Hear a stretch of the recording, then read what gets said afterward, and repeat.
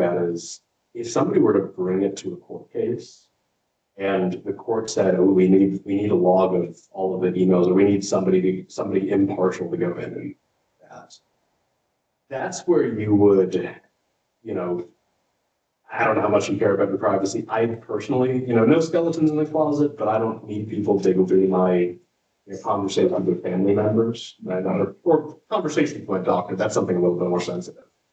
I want to keep those separate, so I just use a separate Gmail account that's issued to me by the state. That way, if there is ever that issue. And the other thing that this allows is that if you have a separate device or a separate email account, when you move on, so you go somewhere else.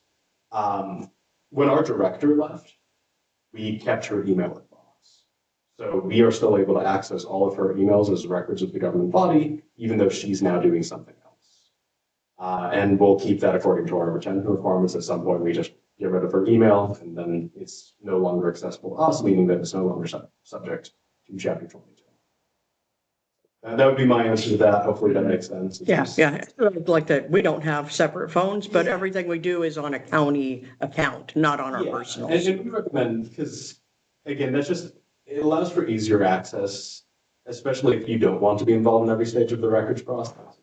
If you have, let's say you're working on something for the government, you put that on like a Google Doc, then it really is available to anybody who signs in, that way, instead of storing it on your device. Which is what we do. That's basically everything's stored at the counties, but we can access it on our personals. So is this training is required yearly now? No. So obviously this is for the informal resolution, but the mandatory training only applies to newly elected and appointed officials. Oh, okay. So the way that it's 2112, I don't know if it's been updated on like the official websites yet, but the legislature passed a requirement that anybody who's newly elected or appointed after July 1st, 2025 is subject to those training requirements. That doesn't apply to somebody who's elected or appointed to the same position that they're held, but it does apply, let's say one of you ran for city council somewhere, then you might be considered newly elected. Once you've taken the training, you got your certificate, then you're in the group. So people really only do training once. So, you know, IPIB is doing 2 or 3 of these per month online, and it does sell out pretty quickly, but although it's been better now that we have alternative providers, we're allowed to choose those. We have the League of Cities providing a training. We have the Iowa Association of Cities. There's the letter I'm forgetting. Iowa State Association. So ISAC does one, League of Cities does one, the Association of School Boards does one, Municipal Utilities does one. There's several regional councils of government which do it. 3 of the big law firms that work with 21 and 22, they do it. So Hopkins and Huebner, Allers, Cooney, and Lynch, Dallas. So all of those provide it. And now that we have those, I think it's a lot easier for people to get in. Our last training didn't even sell out. It'll be in that January where you get a bunch of people coming in. Because is it from election date or is it probably from the start date?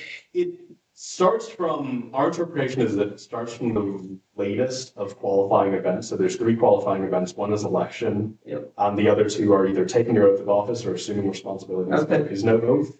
And then there's a 90-day timer that starts. Okay. So really within January, February, March, like township trustees, if there's new ones, we'll have to know who's new and who's not. Nothing this year. Township won't be till next year. Yeah. Won't be till next year. School board Okay. and city council. Yeah. But next year there's going to be. Yeah. So more, yeah. what we've run into and what I think is just logistically, and you can stop me at any time, we'll go home. But one of the things that we've been running into is that the law does apply to any governmental body. So, you know, if this were just, you know, cities and counties, there's a few hundred people per year that are being newly elected, probably a little bit more than that, but still a reasonable number. Once you include all the 2080 agreements, once you include all of the townships, once you include all the library boards or the, you know, like the county commissions or the city, like the city subcommittees and whatever, those really do add up quickly. And you know, I mentioned that there are some boards that are like 20 or 30 people. There's one up in Sioux City where they have a 2-year terms that just never, you can't be reelected because it's a youth commission. So it's just, it's high schoolers. And because they manage a budget, they're technically a governmental body, and we're going to get from just this one city, 20 or 30 new high schoolers who have to take this training every single year. We're going to be insane. So I don't know that the legislature, with all respect to the legislature for being recorded, I don't know that they necessarily thought that through, but the rest of it, the mandatory training is just for new. That's one of the biggest things, unintended consequences. People not looking long range, so. Yeah. I do appreciate your presentation. You did a very good job. Thank you. Yes, thank you. And I believe that the other ordinance that was, or the policy that was required has already been passed. I think we'll be recommending resolution. Perfect. So that's, so about a year. Yep. But it was a pleasure to see you all. It's a pleasure to come back to the sport. Yes. Anybody tell you you're in the wrong profession? What profession should I be in? Something with your voice. Oh, yeah, my dad says, Commentating. Yeah. my dad says I have a, Like, wow, what a radio voice. Yeah. my dad says I have a voice and a face made for radio. He's just. I wasn't going there. Wow. The presentation is probably one of the better ones I've sat through. Really? I did not fall Yeah, asleep, that's good. so. I was just trying to be quick. Heather did, I kept her. Yeah. I really appreciate it, folks. Thank you. Thank you. Yes, thank you. All right. But I agree with Kurt. You could probably do well on the radio. Or TV. If they ever let me. And maybe that's my next job. What's your name? Oh, sorry, Alexander Lee. I'm the Alexander Alexander Lee. Oh, yeah. Lee. You're the one that's copied on all of our emails. I'll be on every single email. Yeah, okay. You'll see me come up a lot. All right, everybody. Nice to meet you. Thank you much. Happy holidays. Yes. Happy holidays. Thank And you. stay warm because it's icy out there. It sucks. Hey, guys, the mayor sent me back. We got a call, well, an hour ago now. We got a grant on the band shell from that area on fiber group. And they're going to come through town tomorrow at 3:00 and present us with a giant check. So we wanted to stop and invite, like, if you and Michelle can run over, any of you from the board. I mean, David, I know you're our local one. So, Actually, he is now. okay, and then I'll get Dirk, I'll text Dirk the details because he's out blowing snow right now. So And I wasn't gonna go chase him down while he was blowing snow. 3:00 tomorrow. 3:00 tomorrow.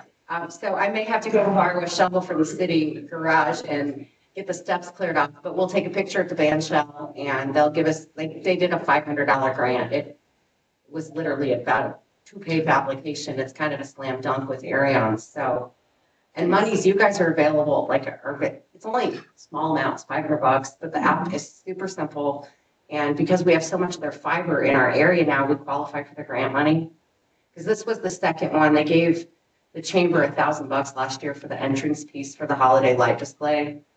And they just do these as a slam dunk. So if you guys have something that comes up, Arion's pretty easy. It's our Christmas gift. Yeah. They're a pretty easy path of least resistance. They take the apps regularly 4 times a year. And even though it seems kind of strange when you log on, because we're a community that doesn't have a physical building for Arion, we're in a group of other communities that also don't have physical buildings. So when you log on, you're in there with Urbandale, Waukee. It's a very eclectic group of us under that umbrella, but it's pretty easy money if you have something come up. We're having their phones put in. Okay, so see, and that's the city, we're doing business with them, so it's like, okay, let's ask for their money. So that was my first day on the job. They handed me a grant the first day on the job that was due 3 days later. But $500 is $500, we'll take Yeah. it. Yeah. But yeah, 3:00, if you want to come for a picture of that, would be, Sounds good. Thank you. okay, thank you. You guys have a great day. You too. Oh, if you want to hang around as soon as we adjourn, I'll have some sign and you can You take that got with it, you. deal. Motion to adjourn. Make that motion. I'll second. Okay. Those in favor say aye. Aye. We're adjourned.